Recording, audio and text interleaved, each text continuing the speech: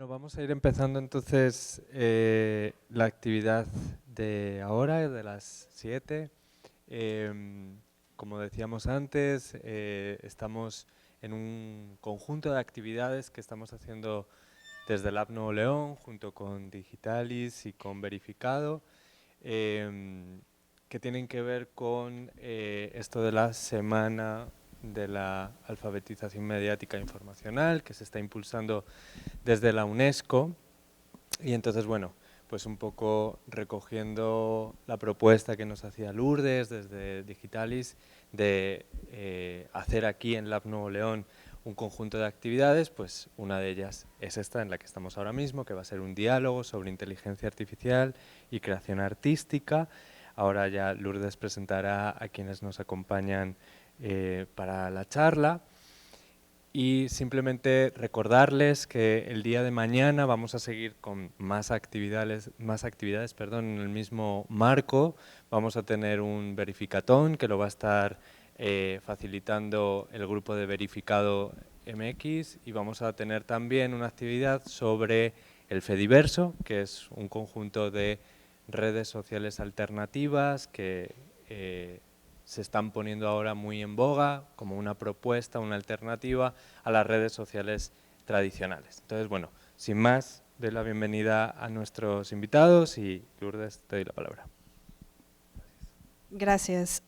Bueno, nos acompañan Angélica Piedrahita, artista multimedia, docente e investigadora.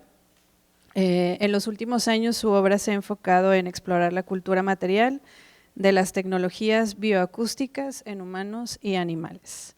A mi derecha está Homero Ontiveros, músico, compositor, productor y tecladista, y también periodista musical, locutor, tuvo el portal La Zona Sucia. Acá está Marco Treviño, a mi izquierda, él es artista visual y gestor cultural. Ha organizado exposiciones, obviamente propias de otros artistas, programas públicos, y bueno, colabora con varias iniciativas de la ciudad. Bueno, me gustaría empezar este diálogo, como ya lo mencionaron ahorita en la inauguración, perdón, en la introducción. Le estamos haciendo esto en el marco de una actividad que propone la UNESCO, y este año la UNESCO propone pensar la IA, ¿no? Por eso estamos haciendo esto. En inglés le puso mente sobre la IA, ¿verdad? Y precisamente por eso vamos a platicar y a, bueno, dar nuestras opiniones en nuestros invitados. Y leí una entrevista que le hicieron a Marco, en donde dice que a veces dice, a mi entender, una de las cosas más hermosas del territorio del arte es que tenemos la capacidad de producir escenarios de confusión y extravío. Y dice que, ¿te acuerdas? Que en el mundo pues todo quiere dar certezas, y que a él pues se le antoja que un día despertarse, o que nos despertáramos, ¿verdad? Y digamos, hoy tengo ganas de confundirme. No quiero que, no sé si eso es lo que vamos a hacer ahorita o no, pero bueno, es solamente hablar de sus opiniones, ¿verdad? Y pues sí, pensar un poquito este tema de la inteligencia artificial y cómo les afecta, o bueno, son muchos verbos, ahorita ya platicaremos sobre eso.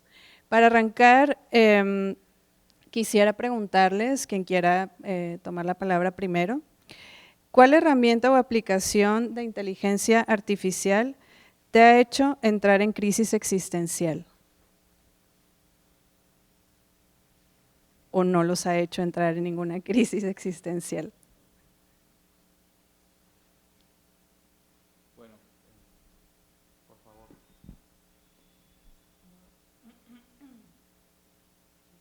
Aquí, sí, no está eso. Creo que ya, sí. Pues bueno, no precisamente porque la haya usado, pues en los ejercicios de docencia doy clases de multimedia y video para, en su mayoría, gente que viene de la mercadotecnia.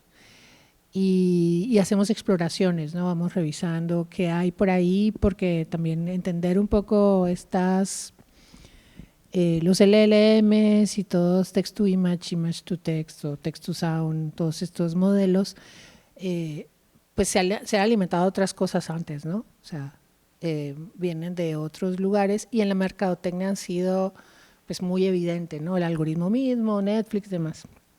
Y dentro de esas exploraciones, la que más me ha aterrado es, creo que posiblemente vaya a decir mal el nombre, pero se llama Sense AI, una empresa financiada o sus clientes son empresas muy grandes que revisan gestos, ¿no? Gestualidades como el rostro para hacer como testeos de productos, ¿no? Y revisar cuáles son como las reacciones de las personas enfrente a una pantalla al producto que están viendo o al texto o lo que estén experimentando. Y eso me voló un poco la cabeza, ¿no? Porque creo que había esta idea de apagar la webcam porque la seguridad y demás, pero creo que en algún punto yo personalmente sentía que o era de las que pensaba que siendo uno, yo, Angélica Piedrahita, ¿no? Desde mi individualidad, inocentemente pensaba que pues no había ningún problema, ¿no? Pero resulta que no soy yo, sino es uno a la potencia, ¿no? Es todo lo que puede pasar con mi rostro en relación con otros rostros. Y ahí sí un poco me puso en crisis, ¿no? Como que, wow, cada vez que estoy mirando de pronto este celular me está mirando a mí, ¿no? Y desde que empecé a darme cuenta de eso, o desde que llegué a esa conclusión, pues sí lo veo con mucha desconfianza siempre, ¿no? Incluso pues todo, ¿no? Todo lo que es gratis, tú eres el producto, ¿no? A la final. Esa es. Así como que entrar en crisis existencial, no, pero sí me he puesto a reflexionar que en realidad más que temor hacia la IA, creo que en realidad lo que muchos nos puede causar cierta preocupación es más bien al uso que nosotros las personas le vamos a dar, ¿no? Y entonces, por ejemplo, en el caso de la música, hasta ahorita no ha generado como una crisis porque lo que se ha hecho con inteligencia artificial es muy notorio que se ha hecho con inteligencia artificial, entonces a la hora de consumirlo es como bueno, es más como algo como de morbo, como mira, lo hicieron con inteligencia artificial, ¿sí? Pero lo que me preocupa son más bien, o lo que me ha hecho a mí como entrar en ligeras crisis, es como te mencionaba ahorita, el uso que se le pudiera dar. Les platicaba la vez pasada a ustedes de una situación que ocurría, por ejemplo, con Spotify, ¿no? Que es la plataforma donde está la mayor cantidad de la música y que los músicos estamos ahí. Hay una serie de acciones que hace Spotify donde contrata algunas empresas, donde hay músicos que los pone a hacer música para que entre a determinados playlists y obviamente la plataforma tiene la capacidad de ponerlos como en los primeros lugares donde tienen una gran cantidad de streamings y para hacer el cuento corto lo que hacen es generar una ganancia que ellos mismos cobran, o sea, ellos mismos están cobrando, ¿no?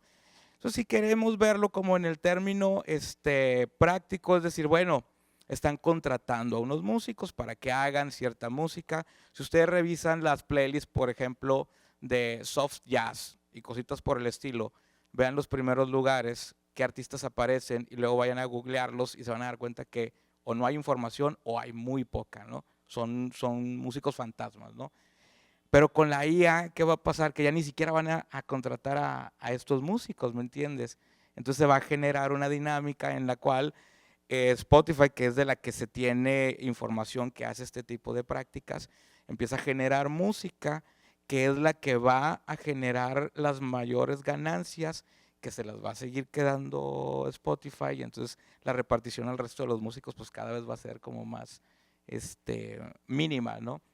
Entonces creo que a mí lo que me ha puesto a reflexionar sobre estas apps y las crisis que me puede generar van más hacia el uso que se le pueda dar y en la música en este sentido, ¿no?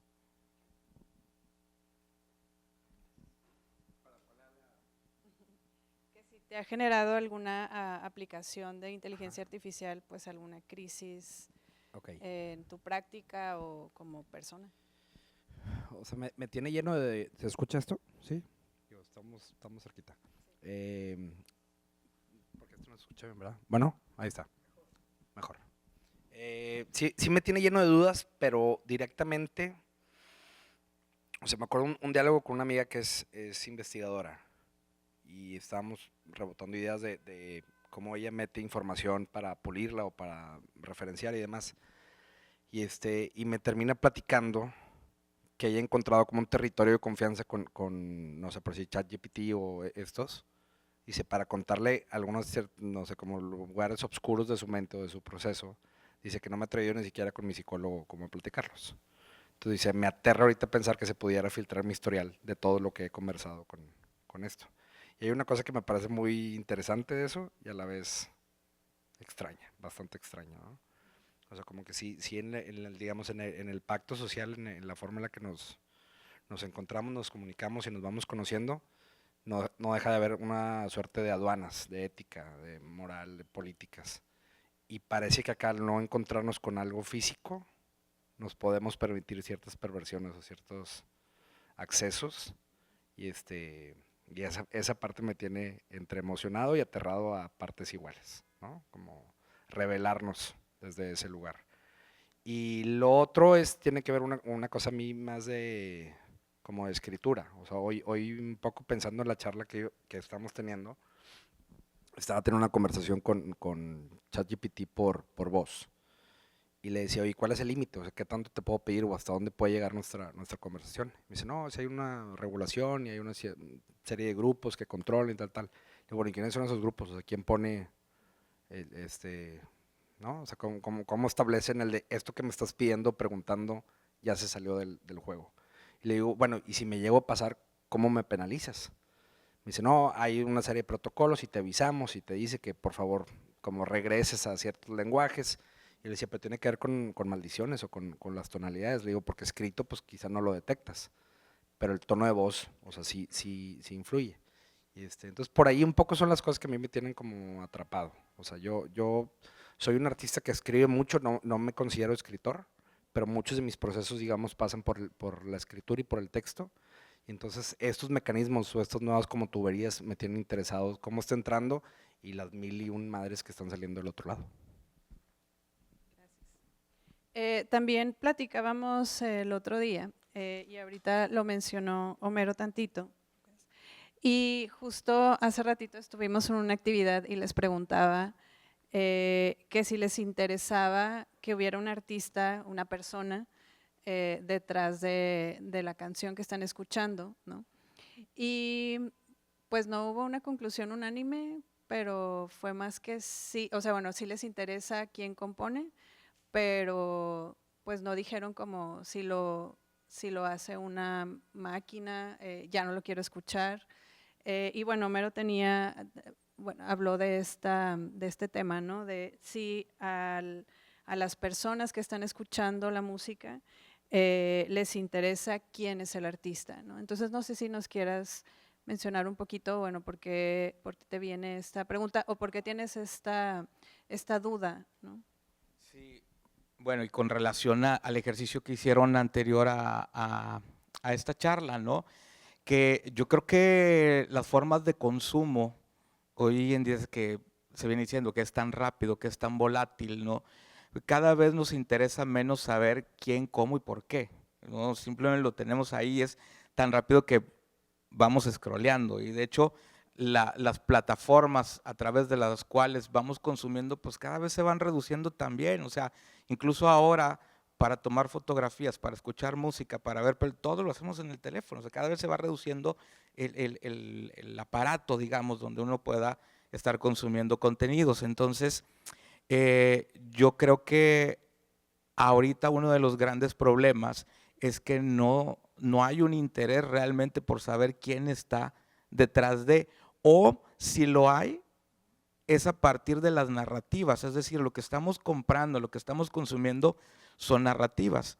Yo les platicaba a ustedes el caso y yo creo que muchos estarán enterados, por ejemplo, el cuate Macario, ¿no? Que es un chico que se hizo famoso, para quien no lo haya visto, se hizo famoso a través de TikTok porque hizo un video donde él trabajaba en el servicio de limpieza de la Ciudad de México, barriendo calles, y hace un video donde va al final de su jornada laboral, va en el camión y dice, lo único que quisiera es que la gente pudiera escuchar mis canciones o mi música, una cosa así, ¿no? ¡Pum! Estalló, ¿no? Y el tipo acaba de estrenar un Tiny Desk, ya estuvo en el Pal Norte, ya acaba de hacer una gira por Estados Unidos, ¿no? Y yo lo que digo es de que realmente estamos consumiendo la música, la propuesta musical, no.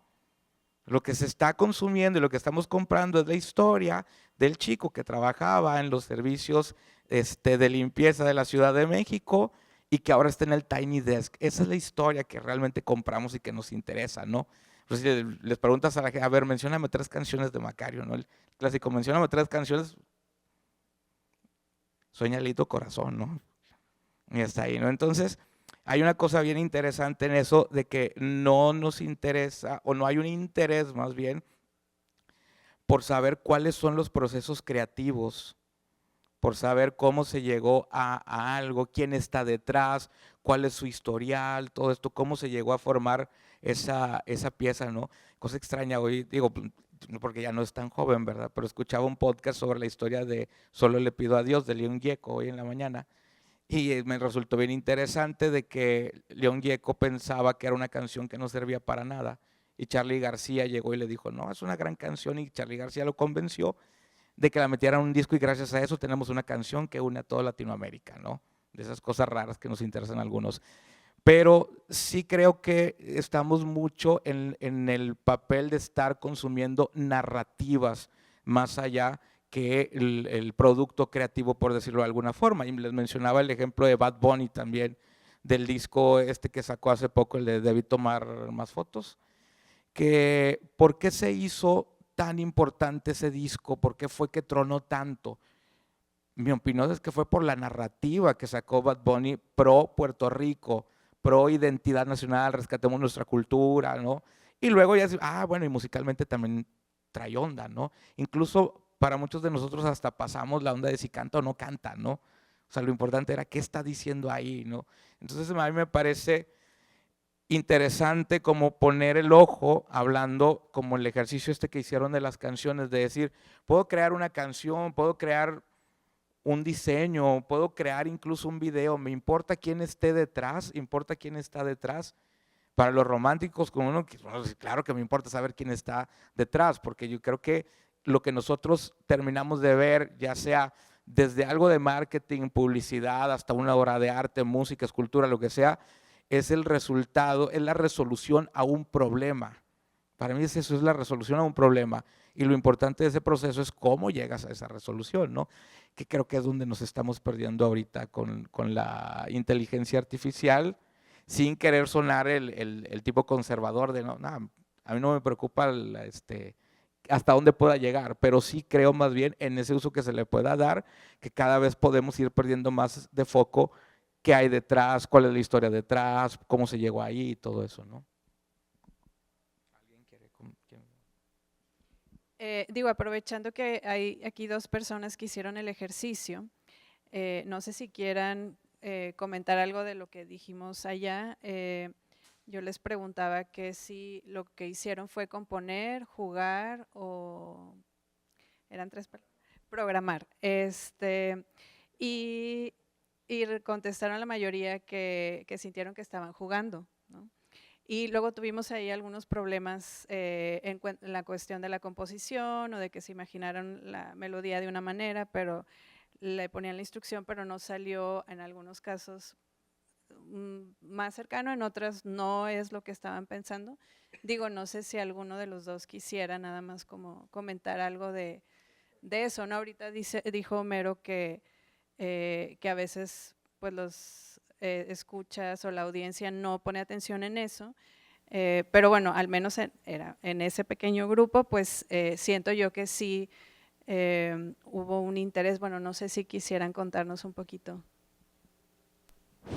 Sí, sobre todo la pregunta que hiciste, que repetiste ahorita de si nos interesa quién está detrás de la canción.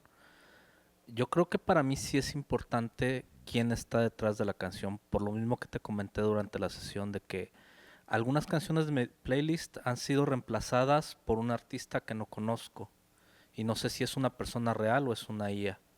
Y a mí me interesa saber que el artista que provocó algo en mí sigue en mis playlists y me duele realmente que hayan reemplazado una canción que es muy parecida, pero no es la canción que yo agregué a mi playlist originalmente.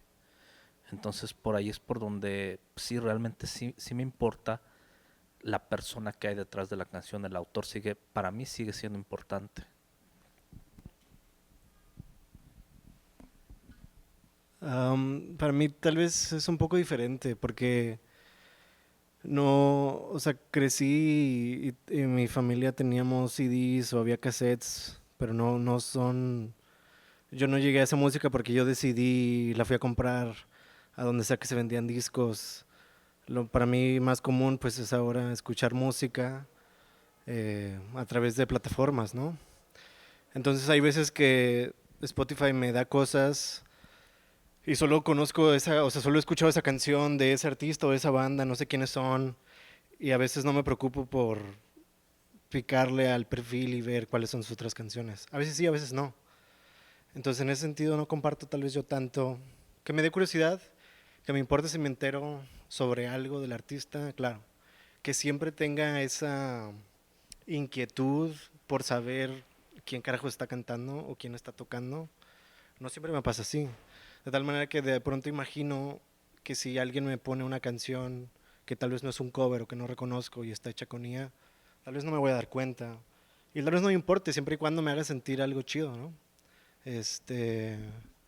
Entonces, creo que hay ahí algo problemático sin duda, porque tal vez yo no soy músico y no me interesa tanto sobre si se les da un espacio a artistas que son reales o si solamente es un entramado corporativo para hacer más dinero.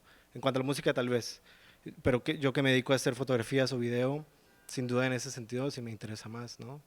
Saber si se le está dando una oportunidad a una persona que sí puede sostener una cámara y darle clic, darle grabar.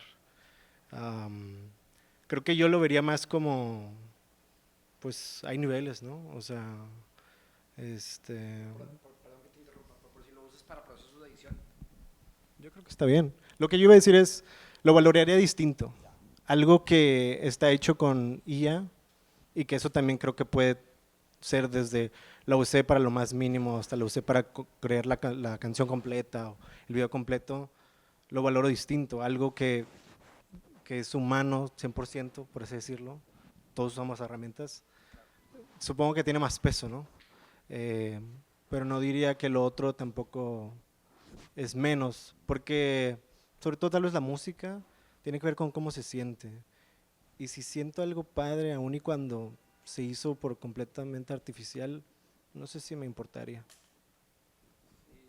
Yo creo que precisamente en eso radica el esfuerzo que tenemos, digo, ahora que estamos hablando de procesos creativos, los artistas, es como el esfuerzo que tenemos que hacer porque, por ejemplo, desde hace algún tiempo que empezó la discusión y que hablaba con otros amigos productores y músicos también, yo le digo, a mí realmente no me preocupa la inteligencia artificial, no digo, no es por una cosa de, no me preocupa, no, es porque creo que es como si fueran dos carriles distintos, ¿no? Y tú decides por cuál vas a ir y creo que tiene que ver por lo que mencionabas tú, o sea, al final, cuando yo digo que no les interesa saber quién está detrás, no lo digo de una forma como te tiene que interesar, o sea, uno como músico está consciente que el espectador, en el campo de la música, el escucha, lo que hace va a ser recibir. Yo no lo puedo obligar a que esté interesado en cómo se hizo y en quién lo hizo, ¿no? Obviamente me encantaría que fuera de que se preocuparan más por esos datos para los que componemos música, por ejemplo, ¿no? Pero sabemos que no es así. Sin embargo, creo que ahí es donde, al menos en la música, todavía todavía tenemos como un buen campo donde caminar, porque tú lo mencionaste ahorita. Lo que importa es lo que me haga sentir, ¿no? Lo que me pueda hacer. Y tal vez de una forma romántica, pero yo creo que todavía, al menos en el campo de la música, la inteligencia artificial todavía no llega a ocupar el lugar realmente de un compositor, de qué fue lo que resolvió en ese momento, por qué decidió meter esas notas. Al final, la inteligencia artificial lo que hace es tener una alimentación que se le está dando de cosas que ya fueron hechas, de cosas que ya se crearon, a partir de ahí va como todo esto, ¿no? Y lo que hace el artista es resolver, ¿sí? O sea, resolver un problema. Voy a poner una analogía que a lo mejor no va a tener lugar y de antemano les pido disculpas, ¿no? Soy súper taquero. Soy así un súper taquero. Me atrevo a decirte que soy un catador de tacos. Y te sé identificar rápidamente cuando un taco está hecho con las manos, con un buen guiso, con todo, a cuando es un taco que hicieron, con algo que nomás compraron, lo juntaron y listo, ¿no? Sin tener que verlos, ¿no? Lo agarro, lo pruebo y digo, nah, eso no está hecho, ¿no? Y en el caso de la música, que además yo lo reflejo mucho también como, no sé por qué utilizo muchos ejemplos que tienen que ver con alimentos, pero para mí un músico o un productor y compositor es como un panadero, siempre lo veo que es como un panadero, ¿no? Empiezas a amasar la harina, la metes al horno, pero tienes que saber en qué momento sacarla para que no se queme y en qué momento no permitir que vaya a quedar cruda también. Lo mismo pasa con la música y con las canciones, ¿no? Entonces yo creo que todavía tenemos esa posibilidad en la música de escuchar, porque a mí me ha pasado lo que he escuchado con inteligencia artificial, digo, está perfecto, está muy bien hecho, tiene todos los requisitos que se requerían para esto, pero no me da. O sea, algo no me mueve, ¿no? Y de pronto escucho algo que no sé quién lo hizo y hasta está mal tocado, ¿no? Y ay, caramba, a ver, ya me llamó la atención, ¿qué está pasando ahí, no? Entonces, desde un lado romántico creo que todavía estamos en un momento en el que como músicos nuestro reto es precisamente hacer cosas que quienes lo consuman puedan no identificar si esto sí es, esto no es, simplemente decir, esto me hace vibrar más que esto, ¿no? Esto me hace sentido más que esto, ¿no? Es lo que nos queda, ¿no? Tal vez. Ahorita algo que mencionó, dijo que él hacía video y foto, entonces que que la IA de video y foto sí como que te causa más problema, ¿no? Como que precaución o te hace preguntarte ciertas cosas. Y a mí me sucedió lo mismo con los grandes modelos de lenguaje, porque yo, pues en mi vida profesional me he dedicado a escribir, ¿no? Entonces, no, el de la música, hace ratito decíamos, ¿no? Pues se sientan como jugar, yo no sé tocar música, por ahí decían también, bueno, es muy difícil, es algo que nunca me hubiera imaginado que iba a poder hacer una canción. Y entonces, pues sí, como que no lo veo amenazante ni nada, aunque sí también pues se notan las deficiencias, ¿no? Lo que decías. Pero en la parte de los modelos de lenguaje, pues ahí sí, y hasta me tardé en usarla y yo creo que es por lo mismo, ¿no? Porque mi habilidad es la escritura. ¿Sabes qué estaría bien interesante? Que si alguien, un compositor, porque lo que sí he sabido es que algunos se han agarrado de inteligencia artificial, ChatGPT, Gemini, cualquiera de estos, para letras, para escribir letras, ¿no? Estaría bien interesante si habría esa honestidad del artista de darle el crédito, por ejemplo, a la IA, ¿no? Es decir, que tú veas los créditos y decir, letra escrita por fulanito, IA. El tema de eso es que enseguida queda en dominio público, ¿no? Una parte. Sí, hay una parte que queda en dominio público. Ya tu parte musical. Volvemos sí. al punto que mencionabas ahorita que tiene que ver con lo ético, ¿no? También. Sí, es que hay muchos aspectos, ¿no? O sea, siento que también cuando empezamos a hablar de ellas estamos como disparándole a todas partes y hay muchos niveles verticales, horizontales, transversales, ¿no? Está un nivel técnico, un nivel perceptivo, un nivel cultural, ¿no? Donde estamos hablando de un sistema, un ecosistema de tecnologías que han permitido que estas herramientas funcionen. Y detrás de ese ecosistema, unas empresas, pero también unos individuos, creditados o no creditados, ¿no? Incluso con la misma, o sea, las bases tecnológicas, ¿no?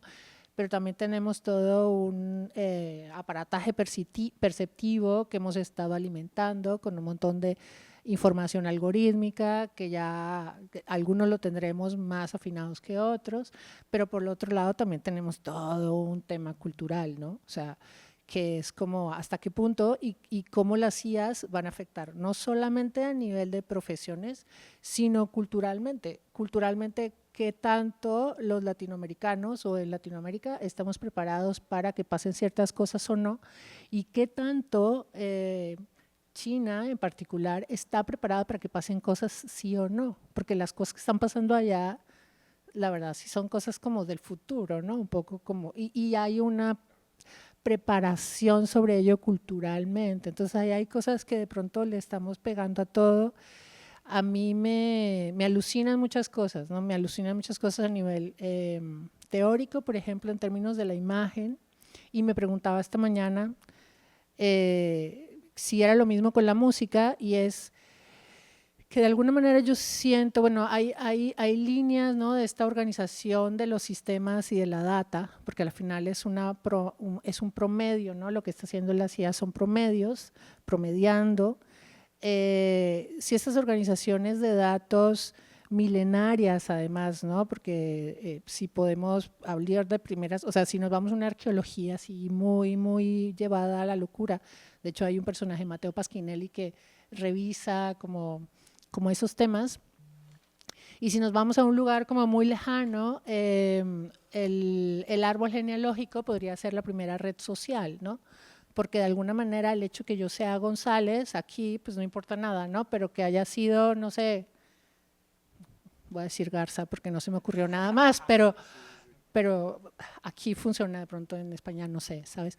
Me abre una puerta en relación a mi familia, de dónde vengo y demás, ¿no? Ahora la red social Facebook es que yo soy amiga, sí, tú la sigues, ¿no? Entonces hay otras redes, ¿no?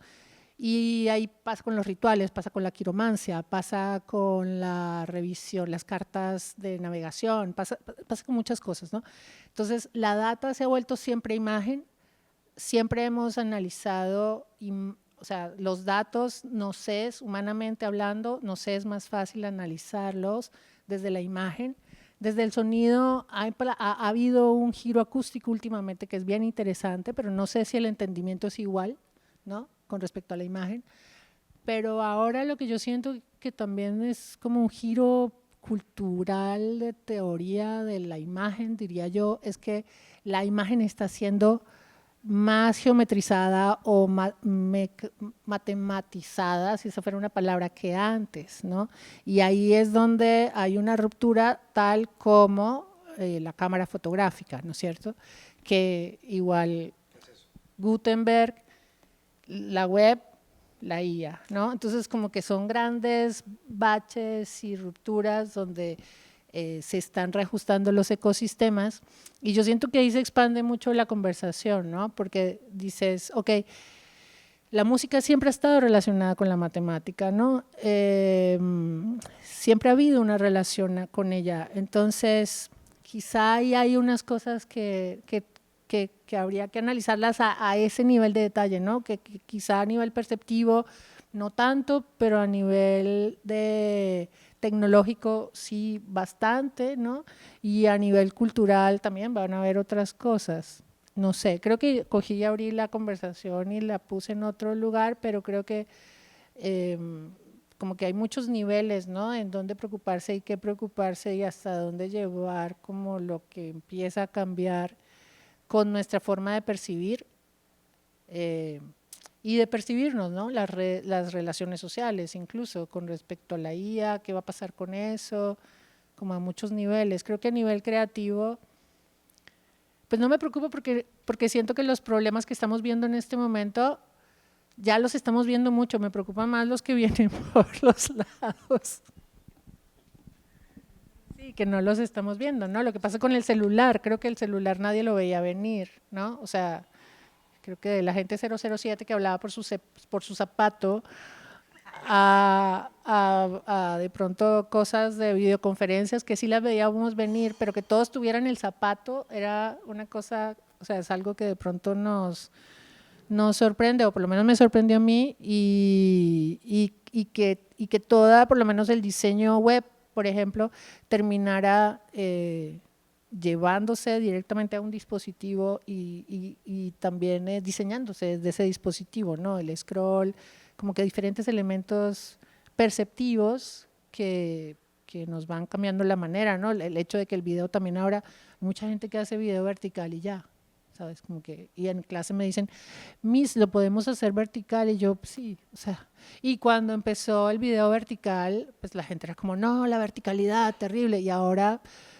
pues sí, o sea, es vertical, es tu forma de plantarte, ¿no? O sea, como productor, Mommy, ¿no? También tiene esta cosa que rompe el cuadro, no lo ha hecho vertical, pero hay otros artistas que sí han empezado a hablar desde la verticalidad e incluso también tener conversaciones súper avanzadas. Yo veo la línea del videoensayo en TikTok, es absurda, ¿no? O sea, Chris Marker estaría o llorando o no sé haciendo qué, pero como que hay muchas cosas ahí que están muy interesantes y que tienen muchos niveles, ¿no? Sí, bueno, me quedo pensando que es que está bien interesante lo que mencionaste ahorita, por ejemplo, lo de las matemáticas en la música, sí. O sea, es la esencia de la matemática. Y me quedé pensando sobre eso. Creo que el punto está en que en distintos fenómenos musicales, incluyendo la música electrónica, ¿no? La época de Kraftwerk, todo esto, incluso ahí, seguía siendo un problema a resolver. Es decir, sí, tenemos un problema matemático que se traduce en música, pero ¿quién resuelve ese problema, no? Seguía siendo el músico, ¿no? El que estaba ahí o sea, seguía resolviendo ese problema a partir de las herramientas que te puede dar el conocimiento musical, ¿no? Y a lo que se puede llegar es a que ya no lo tengas que resolver, o más bien a lo que se llega es que ya no lo tiene que resolver el músico, ¿no? Hay una ecuación matemática ahí que se va a traducir en música que puede ser resuelta por alguien más. Y está bien. O sea, no, creo que a estas alturas no podemos andar satanizando nada, no de, no, ¿cómo lo van a...? No. Lo único que creo es que se pierde la experiencia de la resolución del problema, ¿no? Sí, yo que me dedico a la escritura de canciones, a componer canciones, a veces que me invitan a platicar con estudiantes de música y yo les digo, es que cuando tú compones una canción, tú no estás pensando si va a ser un éxito o no lo va a ser. Cuando terminas de componerla, te sientes el rey del mundo, aunque nadie la haya escuchado. ¿Por qué? Porque ganaste una batalla, porque resolviste un problema, porque lograste llegar a un punto donde no sabías si ibas a llegar o no. Toda esa experiencia, por muy romántica que suene, es la que se va a perder sin querer sonar conservador, aunque creo que no es posible. Pero, digo, no sé, desde la parte, por ejemplo, de las artes visuales, de lo que también es un proceso similar, ¿no? Cuando llegas dices, ya terminé este trabajo, es un proceso similar, ¿no lo es? Colega, tú corrígeme si me salgo del huacal. Sí siento que en nuestra cancha hubo una conversación muy extensa y muy seria sobre esta noción del aura del autor. Y nos empujaron hacia afuera. O sea, en el sentido de ahorita te escucho y hasta me da como una envidia, güey. Así la energía de tus palabras. Y yo pensar, digamos, de repente lo frío que se puede volver el proceso desde este otro lado, que se ha vuelto más bien como una suerte de concurso de intelectualidades. ¿Sabes? Como que hay una parte que insistimos mucho todo el tiempo, que si las poéticas y lo simbólico y tal. Ajá, exacto. Pero en lo real, yo nos veo mucho más siendo una generación, a ver si lo logro articular bien, pero como más ligados al Excel. ¿Sabes? Cómo armo una estrategia para meterme tal y construir un esto y tal. Un buen amigo decía que somos la generación del licuado. Decía, no les importa el ingrediente. Mientras la madre esa te lo echas y te nutre y chingue su madre que le pusieron. Y ahí hay una pérdida, por supuesto, de procesos y de sensibilidades y de detalles, pero nosotros creo que la historia del arte contemporáneo, o sea, los procesos de crítica institucional en el que creo que Angélica y yo estamos muy inmersos, nos ha llevado, creo que, a alejarnos como esa es que a mí no me gusta usar la palabra romanticismos porque parece como si lo dijera de manera despectiva. Y lo digo ahora con mucha envidia y con una cosita así de celo, güey, de pensar, era importante, o sea, no movernos de esos lugares donde te reconectas en el sentido y las pasiones y los gustos. Ahora, la música tiene unas pulsiones muy altas, güey. O sea, yo no me imagino lo que sea sentir estar en un escenario frente a miles y miles de personas, ¿sabes? A nivel temperatura, energía, tal. El arte no te da eso. O sea, la experiencia que produce un museo no se acerca en lo más mínimo y creo que tampoco le compite en ese sentido. Busca otro tipo de experiencias. Y en esa lógica yo no lo veo, o sea, el tránsito hacia procesos de mediación con inteligencia artificial y demás, yo nunca lo he percibido como pérdidas. Lo he visto como una transición que está siendo mucho más rápida de la que uno espera, pero creo que es natural, creo que sí pasan estas cosas. Creo que de repente es sorprendente cómo en lo real ves un sistema muy precario, cuando lo otro te promete una abundancia tecnológica como de conversación y de repente dices, ok, la pieza puede ser súper interesante, ahora hay que montarla, no hay lana para transporte, no hay lana para cables, no hay lana para el güey, no le han pagado el sueldo en lo del capítulo 3000. Entonces de repente dices, si hay una cosa, o sea, de repente muy apocalíptica de cómo estamos acompañando desde lo humano la parte de las inteligencias artificiales. Entonces, esa cosa así más digamos que preocuparme me destruye, o sea, como que me desmoraliza en ese sentido, o sea, como que los procesos que de repente yo tengo en lo individual, en lo absolutamente individual, sí encuentro ahí Homero como una cosita de decir un regocijo, decir, qué chingón que esta idea llegó a mí y fui capaz de procesarla y llevarla a este lugar. Pero yo más bien me encuentro, güey, como en una arena de discusiones que ya está muy complejo entender de dónde vienen las ideas, quiénes son los autores, a quién defiendes, quién no. También hay una cosa de pertenecer a la generación de las cancelaciones. Hay una serie pictórica, un colega chileno que me gusta mucho, cuando empezó a volverse como muy popular este asunto de que los celulares no se escuchaban. Entonces decían, no es cierto, no te escuchan. Entonces de repente él empezó de manera consciente a hacer como comandos, ¿no? Y entonces le aparecía un anuncio. Y él hacía un screenshot y luego lo vuelve pinturas. Y no es una serie muy compleja, pero en ese sentido es, digamos, muy como él se detiene a pensar en estas cosas de, me estás escuchando, ya me di cuenta. Entonces me voy a tener desde la pintura y entonces la pintura se vuelve un lugar, digamos, de política visual, ¿no? Como de repensar y de frenar los tiempos, que la otra madre va todo el tiempo de, ahora te mando esto, y ahora esto, ya te convencí de esto, bueno, entonces ahora esto, ya lo compraste, bueno, entonces va de nuevo. Este güey dice, bueno, la pintura quizás es una forma de frenarlo.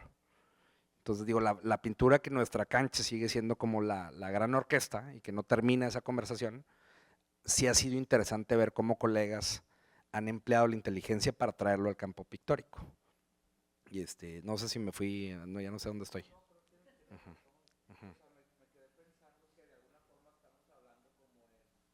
Como si fueran posturas totalitarias, usarlo o no usarlo, ¿no? Sí, Cuando en realidad a estas alturas tampoco puedes estarte negando la posibilidad y tienes razón en lo que estás diciendo, o sea, e incluso, digo, porque a mí me tocó, digo, no voy a decir mi edad, pero soy una edad antes de las plataformas de red social y todo eso, donde compartíamos música de mano, ¿no? Y todo eso, pero es cierto, o sea, la discusión, por ejemplo, ahora yo veo a los músicos jóvenes, la discusión es otra, la discusión tiene que ver más con plataformas digitales, cómo entender el algoritmo, que a mí me parece una falacia, no hay manera de entender un algoritmo, ¿no? O sea, en términos música o de plataformas digitales, ¿no? De música. Pero sí, más bien creo que lo que a donde vamos es obviamente al uso de, pero la pregunta sería si es una herramienta o un socio o una socia, por decirlo de alguna forma, ¿no? Es decir, ¿qué tanta responsabilidad sobre la creación le podemos dejar o dar a la IA o qué tanto lo podemos utilizar como una mera herramienta, ¿no? Porque sí, digo, tampoco podemos estar, sí, lo voy a aplicarle en el romanticismo de hacerlo de esta u otra forma cuando las discusiones están en otra arena. Y en esa arena también incluso están en la música, no al mismo grado como se está manejando a través de la imagen, porque la imagen pues es algo, sí es algo palpable, por decirlo de alguna forma. La música no. La música es diferente, entonces por ahí como que no le hemos querido entrar al tema de lleno, pero creo que coincido con lo que tú dices, ¿no? Gesto interesante que está más vinculado a mercado, pero que creo que es pertinente decirlo. O sea, en el arte se usa el término blue chip para los artistas que, digamos, están comprobados por el mercado y eso tiene un respaldo institucional. O sea, Frida Kahlo, Diego Rivera, Picasso, tal, han sido tan expuestos que si tú compras uno en 10 pesos, ese jamás va a bajar de 10 pesos. Lo más probable es que suba de 10 pesos. Entonces, mucha gente tenía como este coleccionismo premium, ¿no? Como VIP, el blue chip, que es obviamente muy, muy, muy caro. Pero de 2020 en adelante, o sea, con pandemia para acá, empieza a surgir un término que es el red chip, que dicen que tiene, o sea, que es más valioso que tenga o impacto en redes o impacto social.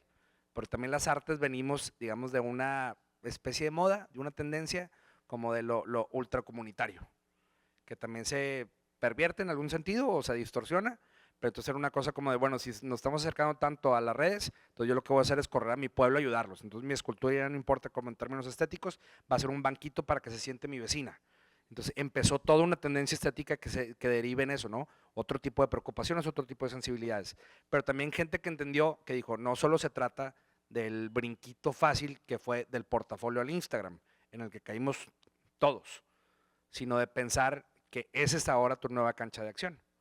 Y entonces sí, esta mezcla entre la voz digital, el influencer, pero productor, pero no sé, como que ya hay algo interesante pasando, que creo que bien lo mencionas, Homero, ya, esto ya no se puede detener. Y no es una cosa como de señalamientos ahí de satánicos de nos van a desaparecer. Ya estamos rotos como quiera. O sea, ya no, o sea, sí, no les importamos en los términos de también hay muchas otras bondades. O sea, yo hace 3 días estaba muy enfermo y no me daba el cuerpo para pararme en la cama e ir a la farmacia a consultar y confié en ChatGPT.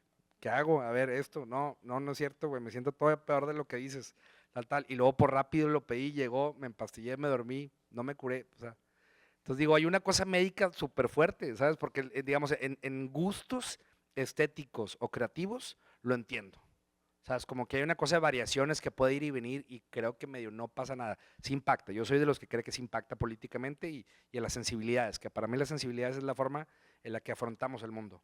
Pero por si en términos médicos, o sea, que ahora mi doctor de confianza sea y aparte es el no pagado, o sea, todavía es más desconfiado porque llegué a un punto donde me dijo, ya te acabaste tus consultas, güey, de que regresen 6 horas y yo, no, pues todavía estoy enfermo, güey. Entonces, no sé. Un amigo que literal dice que su mejor amigo es ChatGPT, al grado de todas las mañanas le pide que le diga algo que lo motive, ¿no? Y se me pongo a platicar con ChatGPT, le digo, platicas más que conmigo, y digo, y se supone que somos amigos, ¿no? Pero sí, la vez pasada mencionabas lo de las resistencias, que es también lo que queda como un poco, o sea, como contrarrestar esto que como bien mencionas, no se puede, y además, ¿por qué, por qué habría de detenerlo, no? Digo, ¿quién somos para detenerlo, no? Pero lo que puede surgir es una especie como de resistencias que hagan contraparte ahí. Y en el caso de la música yo les platicaba de algunos casos, como por ejemplo hay un músico chileno que tiene un grupo que se llama Macha y el Bloque Depresivo, que son los cuates que hacen como boleros, es una cosa ahí interesante. Nunca han dado entrevistas, no hay pósters de ellos, no se manejan como por el sistema donde va la industria musical. Y hace algunos meses anunciaron un concierto en el Estadio Nacional de Chile y a la semana ya no había boletos, se habían acabado, ¿no? Es decir, está haciendo algo que va una resistencia contra todo este sistema y está funcionando, ¿no? Pero igual me gustaría que platicaras tú el punto que tenías sobre las resistencias, ¿no? También como para contextualizar todo eso. A ver si me acuerdo. Creo que empezaba un poco también desde la idea del prosumer, ¿no? Y también echando un poco para atrás lo que pasa con Internet, con el portapac, ¿no? O sea, la primera cámara digital, ¿no? Y lo que empezó a hacer, lo que empezó a pasar en los videoartistas, por ejemplo, en el arte contemporáneo, lo que hacía Vito Acconci, ¿no? Simplemente miraba la cámara y ponía el dedo. Y en el 2005, cuando empezabas a ver YouTube despoblado, habían videos así. O sea, era lo que está Rosalind Krauss, uno de esos textos que en artes hay que leer y demás, decía, ¿no? Es como de esta época narcisista, ¿no? Del video. Y ves, YouTube 2005 eran todos similares, había gente que simplemente posteaba mirándose a la cara, pasaban cuánta cosa, ¿no? Voy a hacerles un sándwich, ¿no? Y ya.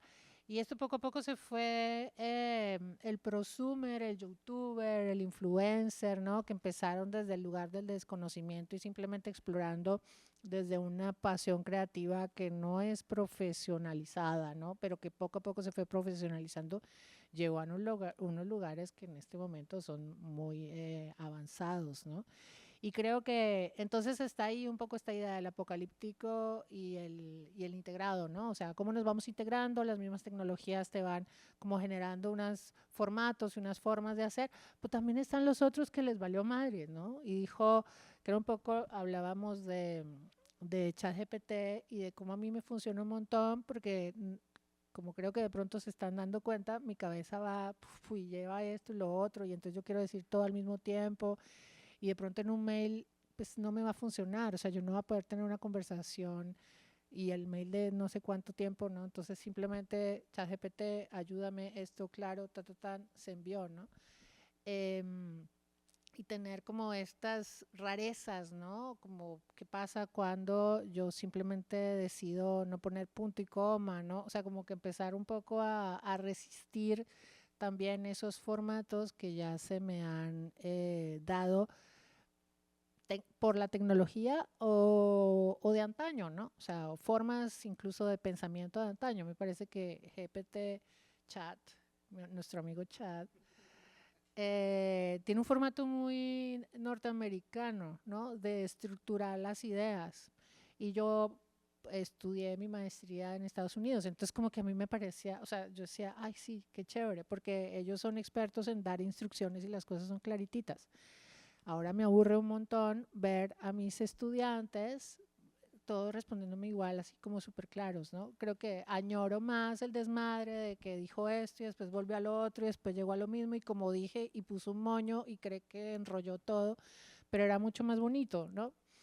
Entonces ahí va a esos lugares de resistencia. Yo creo que va a llegar un momento en que el meme, ¿no? El meme también empieza a tener una potencia también ahí desde el mismo prosumer, desde el mismo creador como amateur que está burlándose y genera estos ejercicios, ¿no?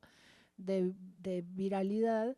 Y yo creo que también van a pasar cosas ahí, o tienen que pasar cosas ahí. O sea, de hecho, el perrito pixelado es hermoso, ¿no? Y es resistente y a muchos aspectos. Yo creo que en ese momento hablamos de resistencia también desde la producción musical, desde la producción artística, desde la producción literaria, pero también hay otros lugares del mismo prosumer, ¿no? Como lo que pasa con los chicos en Instagram que se rehúsan a utilizar las letras de Instagram y lo que hacen es traer fuentes como nuevas, ¿no? Y las generan, tienen un nombre específico y son súper padres porque son góticas, de hecho yo las tengo en mi perfil, me parecen lo máximo.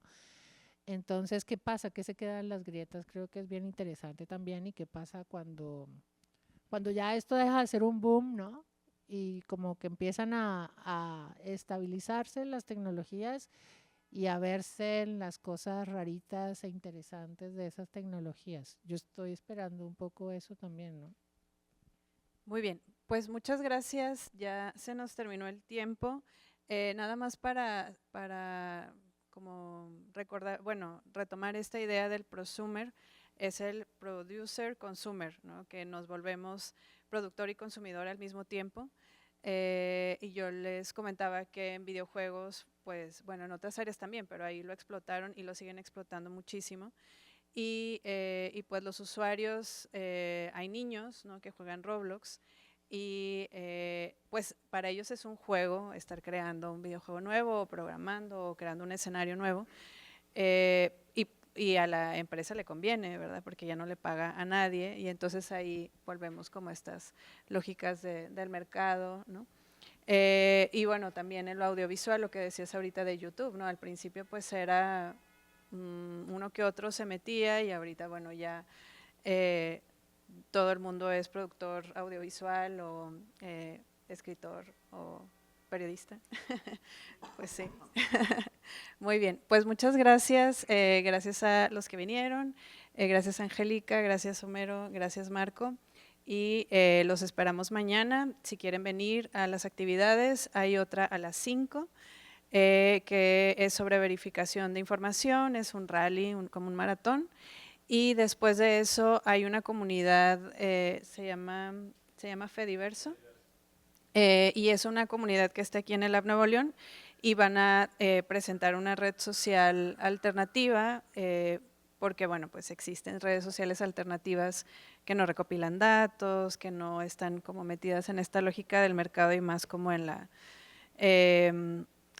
como en este internet utópico, ¿no? Y comunitario. Muy bien, muchas gracias.